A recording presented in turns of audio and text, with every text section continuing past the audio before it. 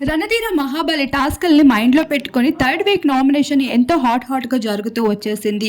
అయితే అమర్‌దీప్, శోభా శెట్టి వీరిద్దరూ కలిసి శుభశ్రీని నామినేట్ చేస్తూ "నువ్వు పెద్దగా ఇంట్లో పని చేస్తున్నట్లు కనిపించట్లేదు. అందరితో మంచిగా ఉంటూ ఇప్పటి వరకు నామినేషన్‌లోకి కూడా రాలేదు. అందుకే నిన్ను నామినేట్ చేయాలనుకుంటున్నాము" అంటూ ఒకవైపు అమర్‌దీప్, శోభా శెట్టి నామినేట్ చేసుకుంటూరాగా దామిని, ప్రిన్స్‌ల మధ్య కూడా పెద్ద గొడవే జరుగుతూ ఉంటుంది. ఇంకొక వైపు పల్లవి, ప్రశాంత్ అయితే తేజని నామినేట్ చేసుకుంటూ వస్తారు. గౌతమ్, రతికల మధ్య కూడా పెద్ద గొడవ వార్ మొదలైపోతూ కనిపిస్తుంది. ప్రియాంక, గౌతముల మధ్య కూడా పెద్ద గొడవ జరుగుతూ ఈ నామినేషన్ జరుగుతుంది. ఇందులో శివాజీ సైతం కూడా నామినేషన్ చాలా హాట్ గానే జరుపుతారు. అయితే మహాబలి, రణధీర టీముల్లో ఒకరినొకరు ఏ విధంగా ప్రవర్తించుకున్నారనేది మైండ్ లో పెట్టుకొని ఈ వీక్ అయితే నామినేట్ చేసుకోవడం జరుగుతుంది.